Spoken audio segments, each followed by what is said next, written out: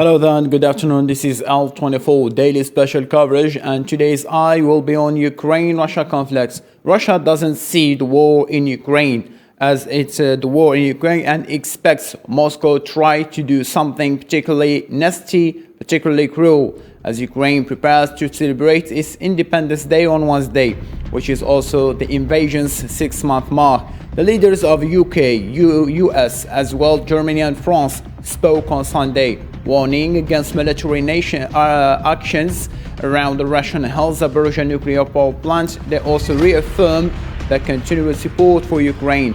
And on the other hand, Russia is investigating the car bombing deaths at the daughter of prominent Russian nationalist and ally of President Vladimir Putin on Saturday. Daria Dugina had been sanctioned by the US and UK over her role in spreading disinformation about the Ukraine war, as Ukrainian claims. To analyze all this information, I'm joined live by Mr. Yuri Poita, head of ASEAN section, the new geopolitics research network from Ukraine, alongside Mr. Volodymyr Sullivan, political scientist, the new geopolitics research network as well. Gentlemen, thank you so much for being with us in this debate. A short break and we will be back.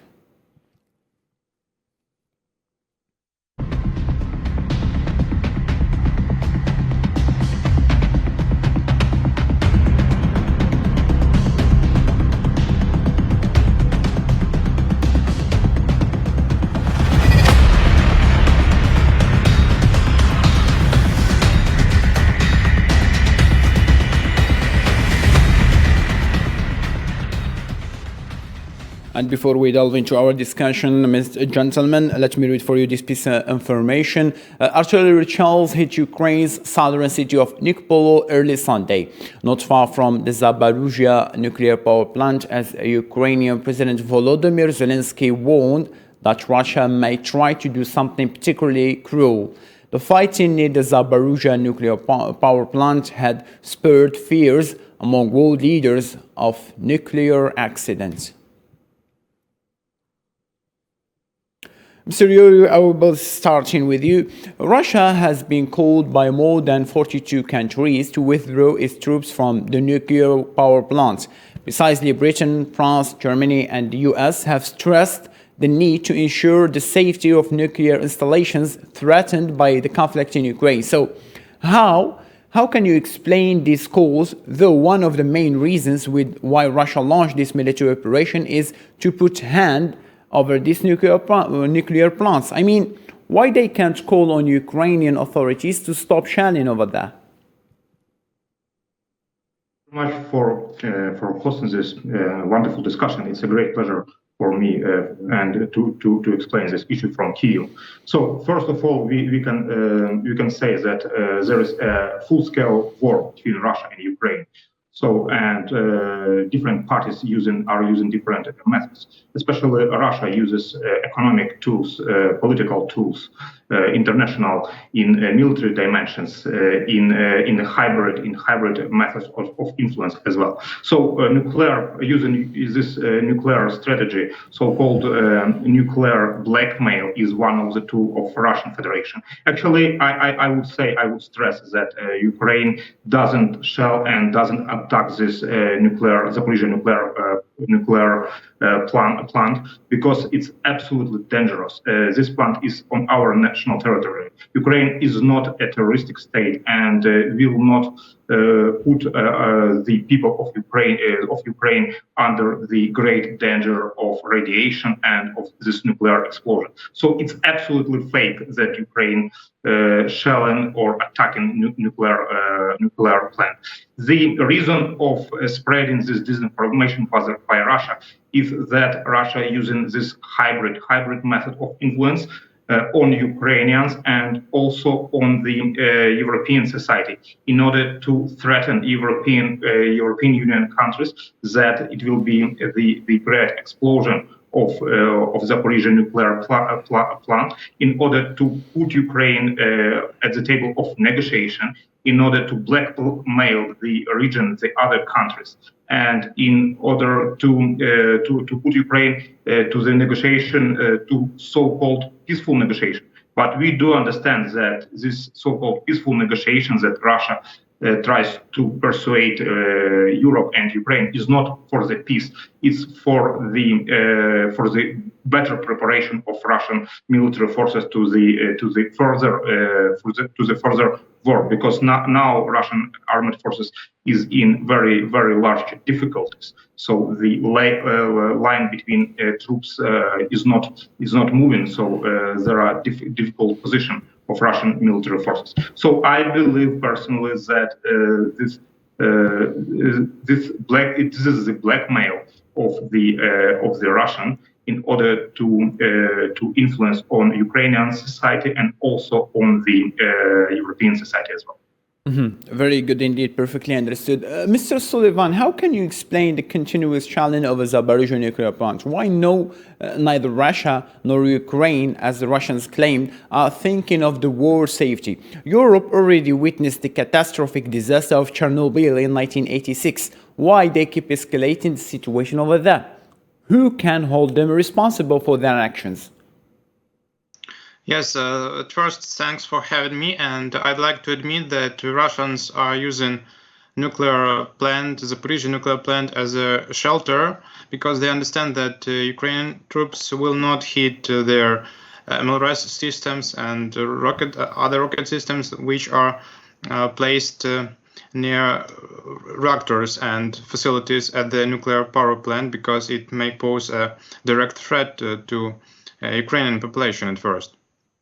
And obviously this challenge will continue because Ukrainian forces stands on the right bank of Dnieper River, and there is just several kilometers between them, and Russians will continue to use Zaporizhzhia nuclear power plant as a shelter. But I'd like to admit that for nuclear specialists, it is quite obvious that even direct targeting of some objects over the nuclear plant cannot cause such a catastrophe that was at the Chernobyl nuclear plant, because there are different types of reactors at the Chernobyl nuclear plant and Zaporizhzhia nuclear plant. And at Zaporizhzhia nuclear plant there are water energetic reactors, and they are much more safer than reactors that were imposed at Chernobyl nuclear plant. And even in case of direct shelling of such a plant, Zaporizhzhia nuclear plant, there will be no such a damage for nature and for population. And it was during 1986 when there was an explosion at Chernobyl nuclear plant. But at the same time, Russians may use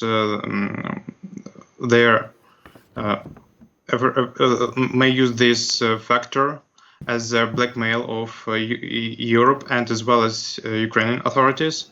And also I'd like to know that they are well aware of functioning of these types of reactors.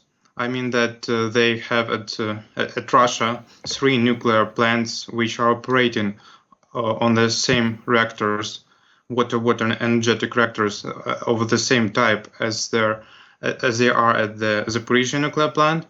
And that means that specialists from Rosatom that are already operating at Zaporizhzhia nuclear plant, they know how to make some leaks of nuclear particles that may cause a direct threat for Ukrainian population and even provoke a catastrophe, but not by the direct shelling, but with some breaks in the chains of command and breaking rules of operating at the nuclear power plant. That is direct threat, not shelling, but provocation by Russian nuclear specialists. Perfectly understood, quite understood. Mr. Yuri, Antonio Guterres, UN General Secretary, kept warning the world leaders to avoid an escalation forward that lead to a nuclear use of weapons. Do you really think we have reached the point of tension and a nuclear shot would be used? And don't you think there is a link with what is happening around the globe, precisely in Ukraine, and what have been found, as rumors mentioned, classified documents related to nuclear weapons in the US former President Mar-a-Lago, Donald Trump? Is there a link between the two?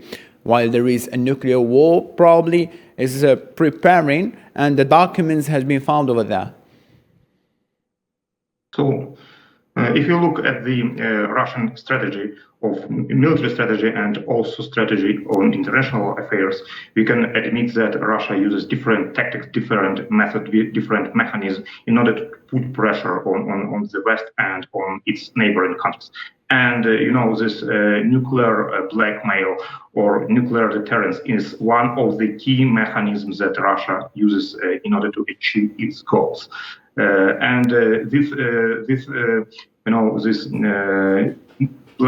Nuclear blackmail of Zaporizhzhia possible radiation leakage, also one of the mechanisms.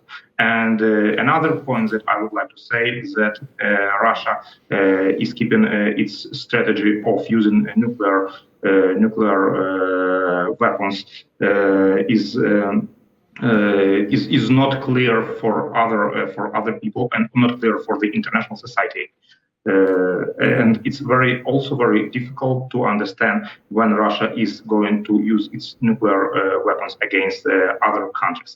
And this is also one of the part of the Russian nuclear strategy. It's a strategic and global nuclear uncertainty. So I believe this method of blackmail, this method of different statements, very aggressive statements towards other countries, is one of the strategy of Russian Federation, and it's in order to achieve its strategic goal over the world. Understood.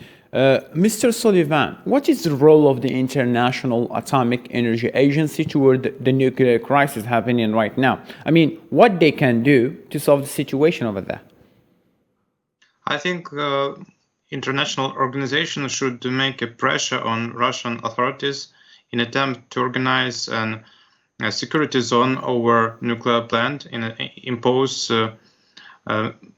just at least observatory mission there, because obviously that United Nations doesn't have any possibilities to send their peacekeepers there in these circumstances of an ongoing warfare around their places near nuclear plant. But at least the main goal is to impose a safe security zone over nuclear plant, and maybe even we should think about imposing no-flight zone over nuclear plant, because obviously it imposes direct any catastrophe, any leak of particles at the nuclear power plant may pose a direct threat not just for Ukrainians but as well as to Russians and to European countries. And it was mentioned several days ago that this should impose a threat to NATO countries, and that means that the fifth article of Washington Treaty may be activated. Perfectly understood. Now moving on to the second point to be discussed, the daughter of an ultra-nationalist Russian ideologist who advocates the Russian special military operation in Ukraine was killed in suspected car bomb attacked outside Moscow on Saturday evening. Daria Dogina or Dogan, daughter of Alexander Dogan, was killed after a suspected explosive device detonated on the Toyota Land Cruiser she was traveling in.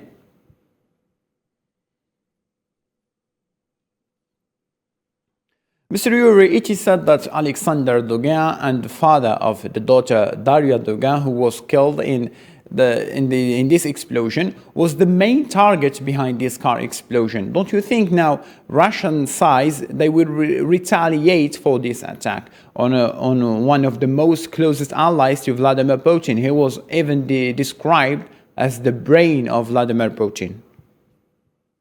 Actually, there are different assessments of the situation, and there are different points of view, especially on the role of this Mr. Dugin and its daughter. According to our assessment, he wasn't a very important person in the circle of the Putin. So actually, he was one of the ideologists, but I wouldn't call him ideologist. I would call him a propagandist. So he tried to use different scientific methods in order to implement this Russian strategy on the international level and to justify Russian actions and Russian, this invasion, terrorist attack, and. Right, understood. Mr. Sullivan, how Ukraine, they have received this news, a bombing attack in Moscow targeting one of the most prominent figures of Russia? I mean, how can you describe this operation as a national Ukrainian?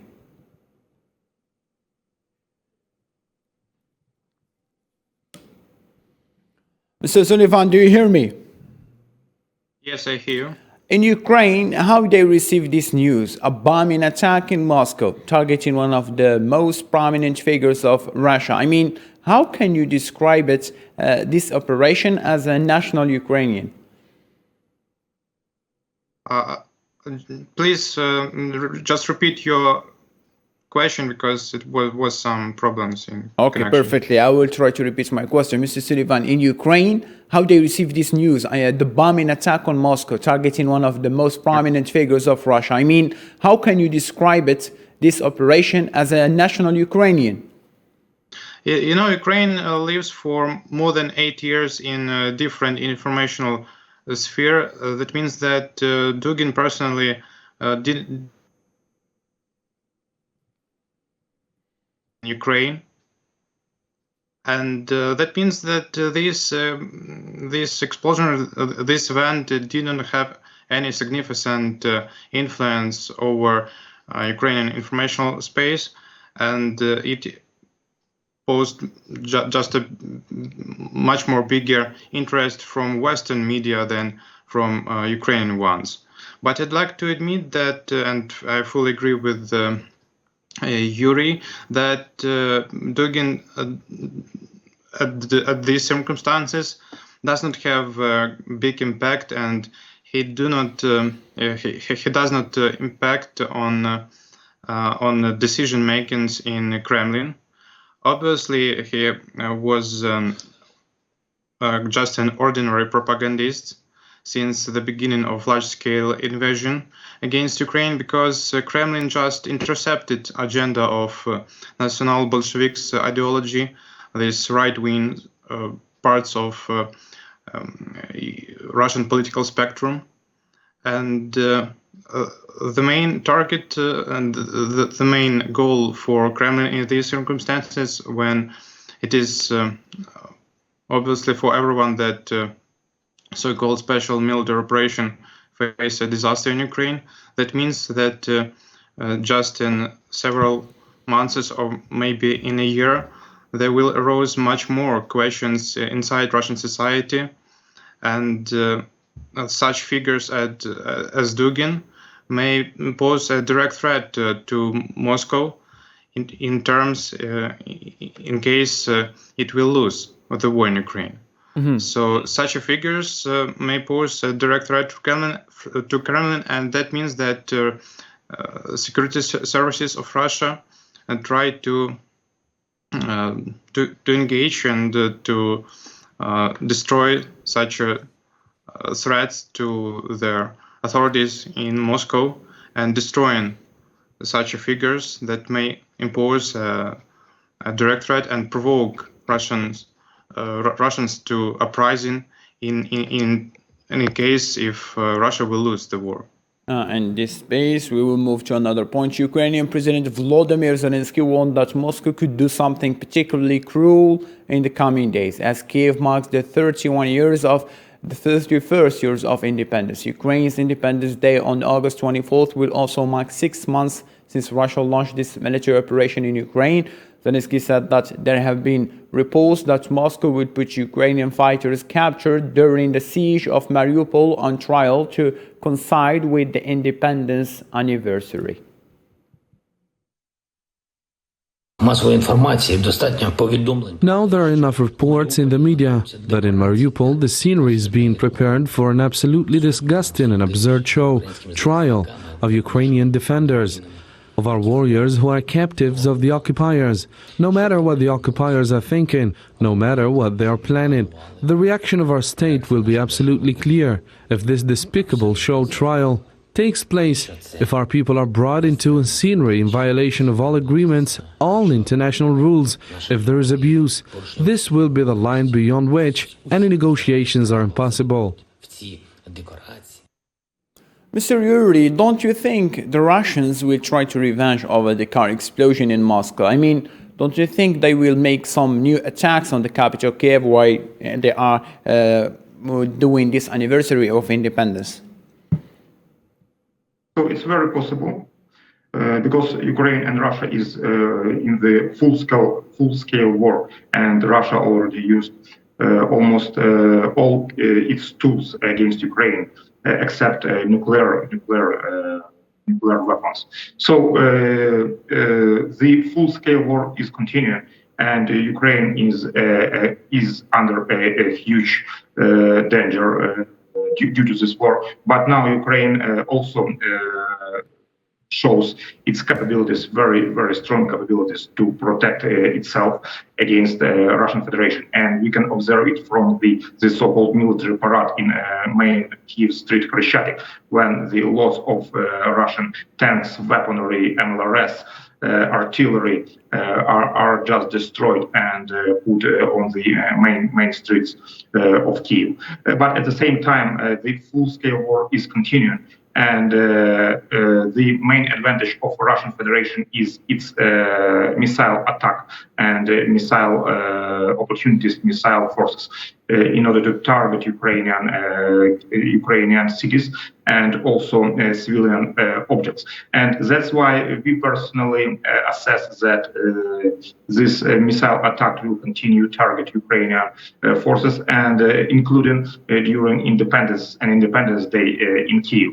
But Ukraine armed forces also is building up its military anti-missile capabilities and anti-aircraft capabilities. So that's why we believe that it's very, very possible.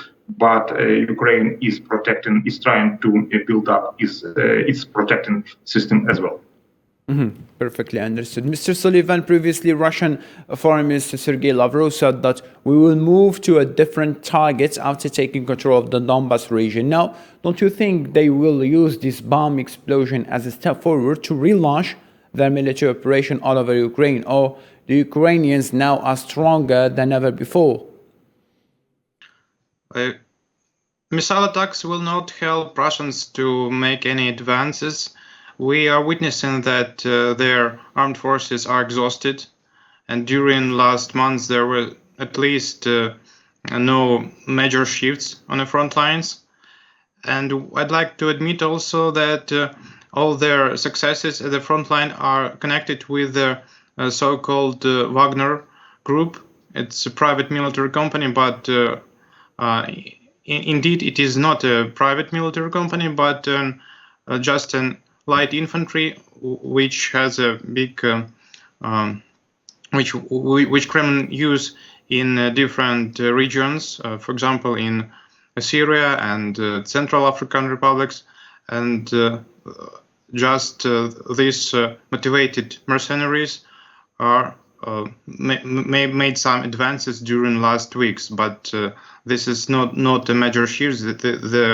We are talking just about several kilometers per week, and that means that the main goal for Russians at this stage is just to keep the front line on these positions, that to keep Ukrainian territories that they are controlling right now, and make Ukraine to go into negotiations. Quite understood. Now that is why they try to impose blackmail attempts which are connected with for example, nuclear plant and many other things that Russians try to use as a blackmail attempts to start a negotiation process.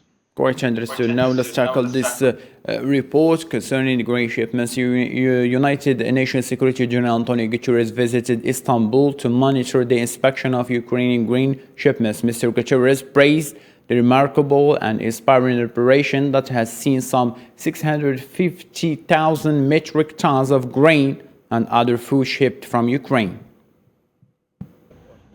From Ukraine's port city of Odessa, where grain exports are flowing after a nearly 6-month blockade, to the Turkish coast near Istanbul, where all grain ships heading to and leaving Ukraine are subject to security inspection. UN Secretary General Antonio Guterres visited the empty Invisible 2 ship before it sails to a Ukrainian port to collect its cargo of grain for export. This comes in a context where some countries are on the brink of a food crisis and others suffer from a rising inflation. A hope for peace, he says, this coordinated work between countries can bring to the two warring sides. I felt that this is a work of enormous importance for humanity. Now, we always believe that hope is the last thing one can lose. And obviously, I have hope that the most important value for humanity, that is peace, will also come to this part of the world. UN Secretary General said the United Nations is working with the United States and the European Union to overcome obstacles to Russian food and fertilizers reaching world markets. He said those countries that imposed sanctions on Russia had made clear that the measures did not apply to food and fertilizers, but added there had nevertheless been a chilling effect on exports. I can tell you that we are working hard in order, in cooperation with the US and the EU, in order to be able to make those obstacles being removed and to allow for what we consider is extremely important for the people, especially in the developing countries.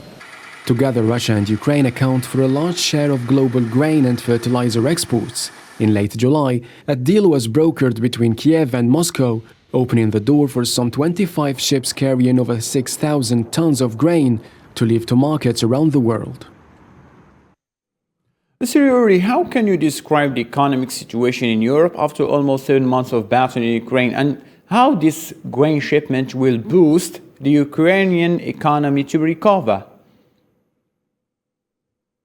So actually, export of grain is very important for Ukraine economy because Ukraine is one of the most powerful suppliers of agricultural products in the world.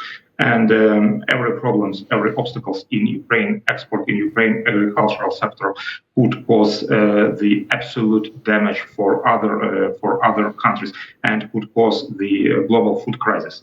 And it is obvious, and we can observe it also on the United Nations. From the United Nations discussion that Ukraine is very, very important for the food security all over the world.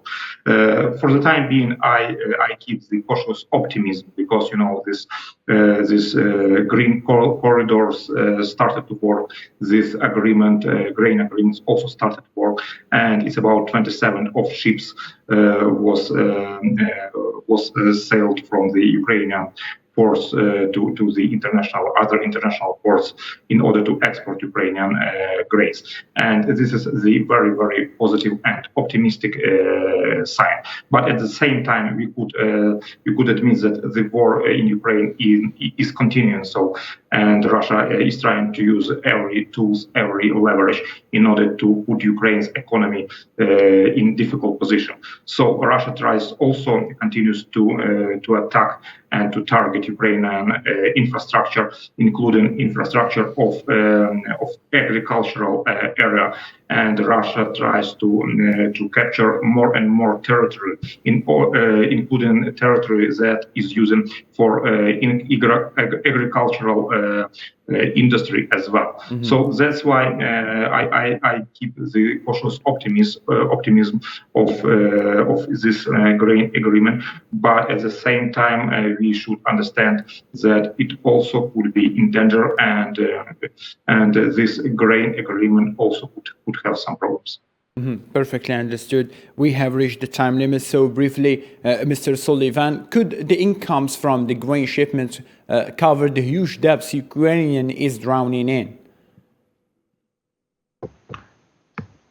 Mr. Sullivan, do you hear me? Yeah, please repeat. Could the incomes from the grain shipments cover the huge debts Ukraine is drowning in? Briefly, please. No, I think these supplies and what Ukraine will achieve from the grain supplies will not cover all the losses, but obviously that will help us to sustain and to make some inputs in our economy, and just to keep it on a level that will help us to sustain in a conflict with Russia and continue our attempts to recover and to take back our territories. Perfectly understood. Mr. Volodymyr Sullivan, Mr. Yuri Poita, thank you ever so much for joining us from Ukraine. To this end, ladies and gentlemen, thank you so much for being with us. Take care of yourself. Bye-bye.